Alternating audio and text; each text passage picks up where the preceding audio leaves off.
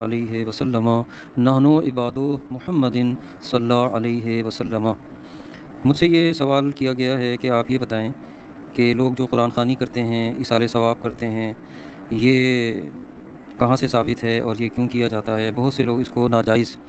اور معاذ اللہ حرام تک کہتے ہیں،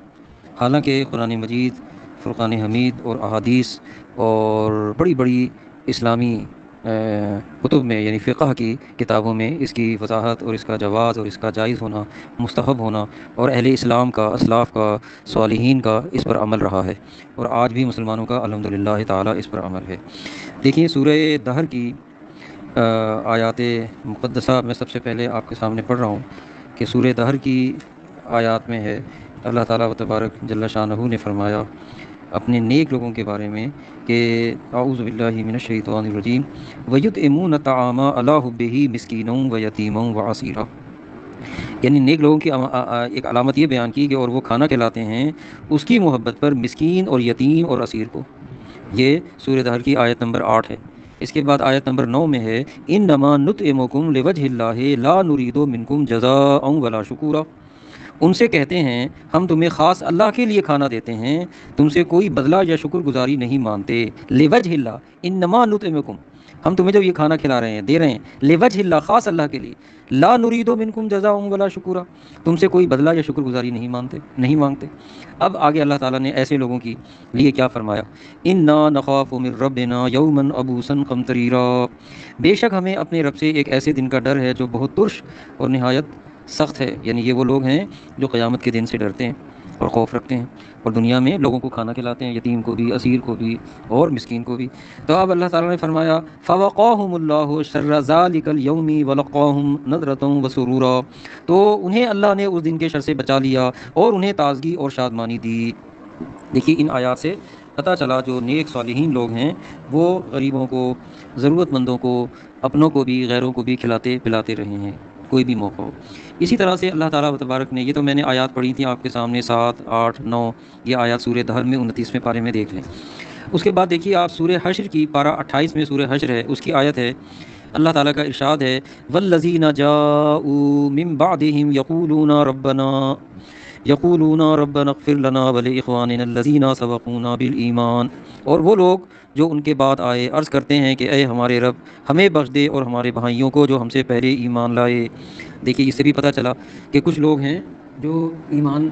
والے ہیں اور وہ ان ایمان والوں کے لیے دنیا سے چلے گئے، ان کے لیے دعائیں مغفرت اور بخشش کرتے رہتے ہیں۔ تو یہ بھی دیکھیں، ہم وہی لوگ جو ایصال ثواب کرتے ہیں جب ہم، تو اپنے مسلمان بھائیوں کے لیے ہم مغفرت اور بخشش کی دعائیں مانگتے ہیں۔ اس آیت میں بھی دیکھیں اہل سنت و جماعت کے ایصال ثواب کرنے والے، قرآن خوانی کرنے والے، تیجا، دسواں عرس، چہلم، 11ویں شریف، 12ویں شریف، چھٹی شریف، ان نسبتوں سے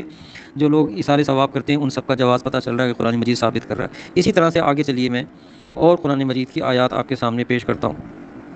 اللہ تعالیٰ کا ارشاد ہے الذین یحملون العرش ومن حولہ یسبحون بحمد ربہم ویؤمنون بہ ویستغفرون للذین آمنوا ربنا وسعت کل شیء رحمۃ وعلما فاغفر للذین تابوا واتبعوا سبیلک، یعنی اس آیت کا مفہوم یہ ہے کہ وہ فرشتے جو عرش اٹھاتے ہیں اور جو اس کے ارد گرد ہیں اپنے رب کی تعریف کے ساتھ اس کی پاکی بولتے ہیں اور اس پر ایمان لاتے ہیں اور مسلمانوں کے لیے دعائے مغفرت مانگتے ہیں۔ اے ہمارے رب، کیا ماں کہتے ہیں وہ، اے ہمارے رب تیری رحمت اور علم میں ہر چیز سمائی ہے، تو انہیں بخش دے۔ دیکھیں مسلمانوں کے لیے وہ مغفرت و بخشش کی یہ فرشتے بھی دعا مانگ رہے ہیں۔ تو ظاہر ہے کہ جو لوگ دنیا میں اپنے مسلمان بہن بھائیوں کے لیے دعائے مغفرت و بخشش کر رہے ہیں اور اپنے لیے بھی کر رہے ہیں، جو ہم سے پہلے چلے گئے ان کے لیے بھی کر رہے ہیں، تو ہمارے لیے یہ فرشتے بھی دعائیں کریں۔ تو وہ کیا کہتے ہیں کہ اے اللہ تو انہیں بخش دے، یعنی وہ فرشتے کہہ رہے ہیں عرش والے فغفر للذین، اے اللہ انہیں بخش دے۔ مسلمانوں کے لیے دعائیں مغفرت مانگتے ہیں کہ اے ہمارے رب تیری رحمت اور علم میں ہر چیز سمائی ہے، تو انہیں بخش دے جنہوں نے توبہ کی اور تیری راہ پر چلے۔ یہ بھی سورہ مومن میں پارہ 24 میں یہ آیت جو ہے موجود ہے۔ تو ان آیات مقدسہ سے آپ اگر غور کریں تو ایصال ثواب، دعائے مغفرت، دعائے بخشش اپنے لیے، گزرے ہوئے لوگوں کے لیے کرنے کا جواز ملتا ہے، اور یہ بھی پتہ چلتا ہے کہ دیکھیں یہ صحابہ اور اہل بیت کے دور سے یہ سلسلہ جاری ہے۔ اب میں مشکات شریف جو حدیث کی کتاب ہے جس میں سیاستہ کی احادیث کو جمع کیا ہے، اس میں سے ایک حدیث شریف آپ کے سامنے پیش کر رہا ہوں، اور اس حدیث شریف کا ترجمہ یہ ہے کہ حضور پر نور صلی اللہ علیہ وسلم کی بارگاہ میں پوچھا گیا، حضور سے عرض کیا، سوال کیا گیا کہ ہم اپنے مردوں کی طرف سے صدقہ کرتے ہیں، یعنی کوئی چیز پکا کے غریبوں میں تقسیم کر دی، لوگوں کو کھلا دیا، پانی پلا دیا، کھانا کھلا دیا، ٹھیک ہے، صدقہ کرتے ہیں اور حج کرتے ہیں. اس کا مطلب ہے نیکی کے کام کرتے ہیں، نفل کیا، حج کیا، یا قرآن مجید کی تلاوت کی، یا سورہ فاتحہ شریف دیکھیں پڑھ کے ثواب ملتا ہے، یا سورہ اخلاص حدیث شریف میں آیا ہے کہ 3 دفعہ پڑھو تو پورے قرآن کا ثواب ملے گا. تو وہ سوال سائل کر رہا ہے کہ اپنے مردوں کی طرف سے صدقہ کرتے ہیں اور حج کرتے ہیں تو کیا انہیں یہ ثواب پہنچتا ہے؟ تو نبی پاک صلی اللہ علیہ وسلم نے ارشاد فرمایا نعم، یعنی ہاں، یعنی حضور نے تائید کی، بے شک تم اس دنیا میں اپنے مردہ بہن بھائیوں کے لیے، مسلمان بہن بھائیوں کے لیے جب ہاتھ اٹھا کر ایصال کرتے ہو، یعنی انہیں ثواب بھیجتے تو ان کو پہنچتا ہے. اور پھر آگے حضور نے کیا فرمایا؟ نعم کہنے کے بعد ہاں فرمایا وہ بے شک اس سے خوش ہوتے ہیں جیسا کہ تم میں سے کسی کے پاس کوئی طبق ہدیہ کیا جاتا ہے تو وہ خوش ہوتا ہے. یہ دیکھیے یہ مشکات شریف کی حدیث ہے اور بالکل صاف اس سے پتہ چلا کہ ایصال ثواب کرنا جو ہے وہ جائز ہے. شیخ عبدالحق محدث دہلوی رحمۃ اللہ تعالیٰ علیہ کی کتاب ہے جامع البرکات، اس میں بھی انہوں نے لکھا ہے، شیخ محقق محدث دہلوی، یہ تو پورے پاک و ہند کے بڑے بڑے محدثین کے اور شیخ الحدیث جتنے ہیں، جتنے مدارس ہو، کسی بھی وہ مکتب فقہ سے تعلق سب ان کے شاگردوں میں سے آتے ہیں، اتنے بڑے یہ محدث ہیں ہندوستان کی 11ویں صدی ہجری کے. وہ فرماتے ہیں کہ عبادت مالیہ سے مردوں کو نفع اور ثواب حاصل ہونے پر سب کا اتفاق ہے. آگے چلیے، امام اعظم ابو حنیفہ رضی اللہ تعالیٰ جو پہلی صدی ہجری میں پیدا ہوئے، دوسری صدی ہجری میں وصال ہوا اور اس وقت سے آج تک مسلمانوں کے امام ہیں، وہ اور امام احمد اور جمہور سلف صالحین کا مذہب ہے کہ میت کو ثواب پہنچتا ہے. حوالہ آپ کو دے رہا ہوں، شرح فقہ اکبر، یہ آپ کی طرف منسوب کتاب ہے اور بہت معروف و مشہور ہے، اہل علم سے واقف ہیں. قاضی ثناء اللہ پانی پتی علیہ رحمہ فرماتے ہیں کہ جمہور فقہا، یعنی جمہور کا مطلب ہے کثرت سے، بڑے بڑے فقہا اور علماء کرام علیہم الرحمہ نے حکم فرمایا کہ ہر عبادت کا ثواب میت کو پہنچتا ہے. لیکن جیسے کہ آیا ہے کہ نیک اولاد ماں باپ کے حق میں صدقہ جاریہ ہے،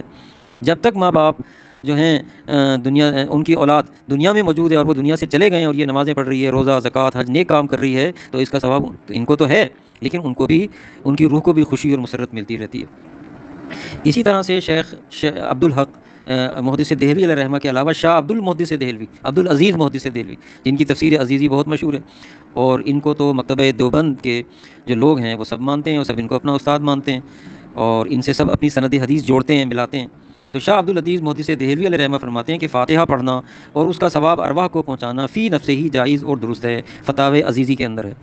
اسی طرح فتاوی عزیزی میں آپ نے یہ بھی لکھا کہ 14 شعبان کو لوگ جو فاتحہ کرتے ہیں، حلوہ وغیرہ پکا کے، پوریاں پکا کے کھلاتے ہیں، دعا کرتے ہیں، یعنی قرآن مجید تلاوت کرتے ہیں، ایصال کرتے ہیں، یہ سب بھی جائز ہے. اور بلکہ انہوں نے اپنے علاقے کا بھی لکھا کہ ہمارے علاقے میں کیا پکایا جاتا ہے، سمرقند کے علاقے کا بھی انہوں نے حوالہ دیا. یہ آپ کے فتاوی کے اندر دیکھ لیں اور یہ آپ کے ملفوظات کے اندر بھی آپ کو مل جائے گا. اسی طرح سے میں اب یہ بات کہنا چاہوں گا کہ ایصال ثواب کا جو ثبوت ہے قرآن حکیم، حدیث مصطفی صلی اللہ علیہ وسلم اور ہمارے اسلاف یعنی صالحین کے اقوال سے بہت واضح طریقے سے ثابت ہو گیا، آپ کے سامنے میں نے پیش کر دیا. اور اس کے باوجود میں ہم یہی کہتے ہیں کہ یہ مستحب فعل ہے، یعنی اچھا کام ہے، یہ آپ کے اوپر فرض اور لازم نہیں ہے. جو کر رہے ہیں وہ تو اچھا کر رہے ہیں اور ان کے مردے مرحوم خوش ہوتے ہیں، جو نہیں کر رہے وہ اگر نہیں کرتے تو کرنے والوں کو منع تو نہ کریں نا. حضرات جو جید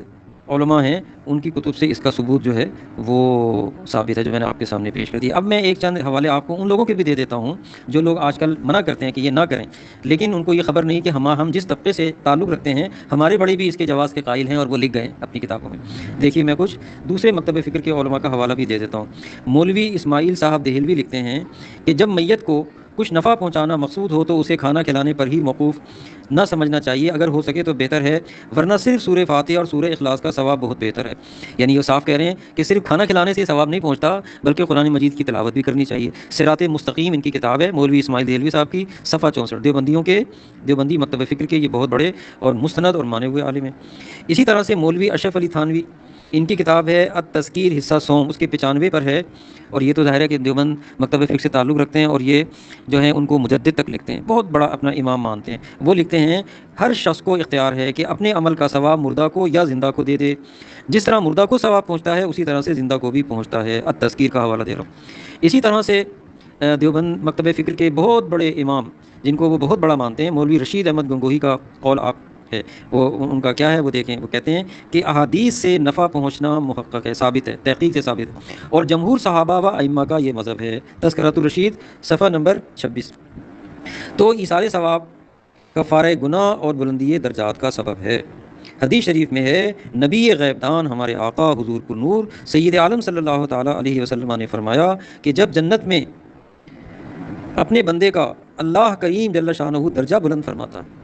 آخرت میں جو لوگ چلے گئے اور جنت میں ہیں، اپنی قبروں میں جنت میں ہیں، لیکن وہاں بھی درجے، آخرت کے درجے میں بھی درجے بہت ہیں، ایک سے ایک بلند درجہ، تو اللہ تعالیٰ اپنے بعض بندوں کے درجوں کو آخرت میں بلند کر دیتا۔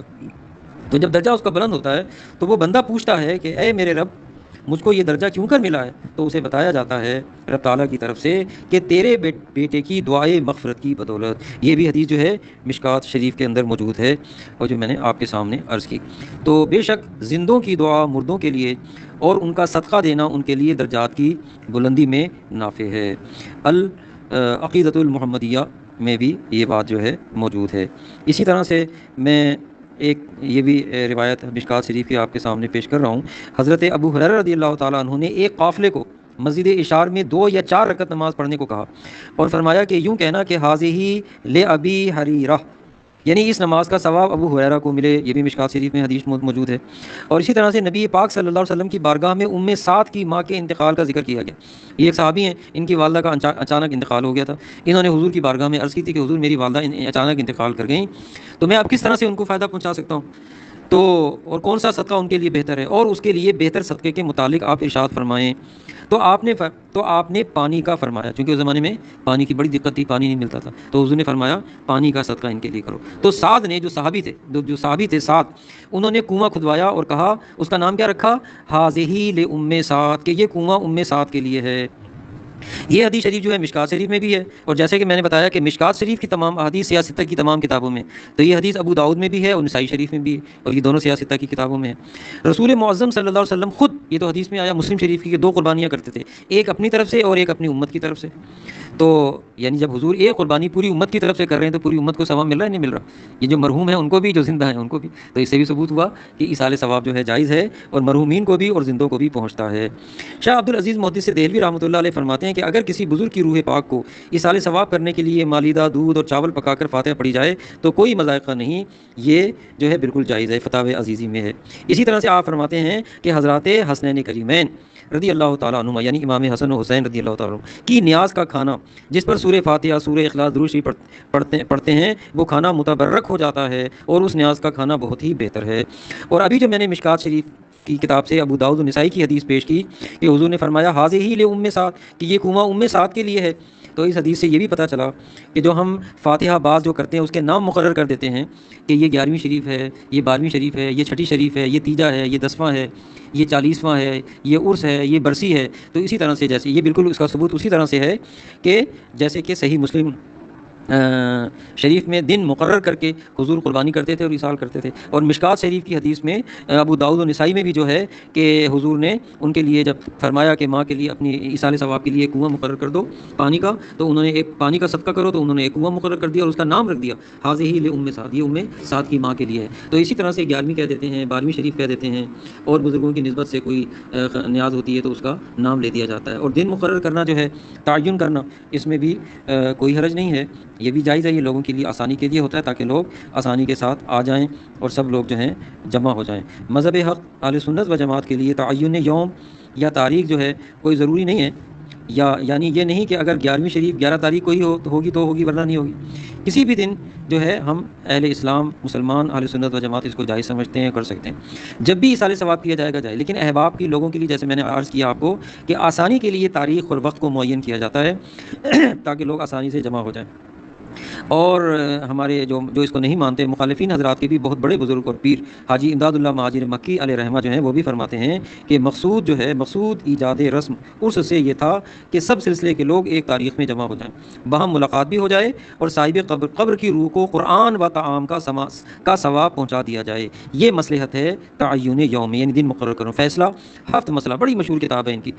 مسئلہ جو ہے صفحہ 8 پہ دیکھا جا سکتا ہے۔ اور بخاری شریف کی حدیث ہے جو مشکات شریف میں بھی ہے، صحیح بخاری میں بھی ہے، کہ ہمارے آقا و مولا حضور پر نور سید عالم صلی اللہ تعالیٰ علیہ وسلم جو واز فرماتے تھے حضور، اور نفلی روزے رکھنے اور سفر کے لیے بھی حضور نے دن مقرر فرمائے ہوئے تھے، ان میں حضور علیہ الصلوۃ والسلام ایسا کیا کرتے تھے۔ تو میں نے آپ کو بتا دیا کہ مسلمانوں میں جو قرآن خوانی ہوتی ہے، ایصال ثواب ہوتا ہے، یا برسی ہوتی ہے، یا بزرگوں کا عرس ہوتا ہے، یا بعض بزرگوں کے عرس خاص ناموں سے مشہور ہیں جیسے 11ویں شریف اور اللہ تعالیٰ کے سب سے پیارے اور آخری رسول حضور نور سید عالم صلی اللہ علیہ وسلم کی میلاد شریف جو مشہور ہے، جو معروف ہے، جس پر سینکڑوں ہزاروں کتابیں پہلی صدی ہجری سے آج تک موجود ہیں، صحابہ کا، بزرگان دین، اولیاء اللہ کا اس پر معمول رہا ہے، تو یہ سب اس میں بھی ایصال ثواب ہوتا ہے، عید میلاد النبی میں بھی، 11ویں شریف میں بھی، اور عام مسلمانوں کے لیے جو ہوتی ہے اس میں بھی۔ عام مسلمانوں کے لیے جو ہوتی ہے اس کو فاتحہ کہہ دیتے ہیں، بزرگان دین کے لیے جو ہوتی ہے ہم اس کو نیاز اور نظر کا نام دے دیتے ہیں،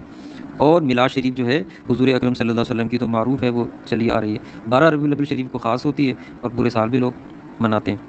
اللہ تعالیٰ و تبارک ہمیں عمل کی توفیق عطا فرمائے، جو قبول کرے اور سمجھے تو اس کے لیے یہ چند آیات اور احادیث بھی، اور سلف صالحین اور جو میں نے حوالے دیے، اور جو مخالفین ہیں ان کی کتب کے بھی حوالے دیے، یہ کافی ہے، اور جو قبول نہ کرے تو اس کے لیے تو انبار بھی لگا دیے جائیں کتابوں کے تو وہ قبول نہیں کرے گا۔ اللہ تعالیٰ ہمارے سینے کو کھول دے، اپنے کرم سے ہمارے سینوں میں نور داخل فرمائے حق کو قبول کرنے کے لیے، اور جو ناحق ہے اور تاریکی والے کام ہیں، سوچ ہے، فکر ہے، اللہ تعالیٰ اس سے ہمیں بچائے اور وہ کام کرنے کی توفیق دے جس سے اہل اسلام کو فائدہ ہو اور ہمارے مرحومین کو بھی فائدہ پہنچتا رہے، اور اللہ تعالیٰ ہمارے لیے بھی ایسے لوگ پیدا فرمائے جو ہمارے دنیا کے بعد جانے کے بعد ہمارے لیے اللہ کی بارگاہ میں ہاتھ اٹھا کر ایصال ثواب اور دعائے خیر کرتے رہیں۔ آمین، وآخر دعوانا الحمدللہ رب العالمین۔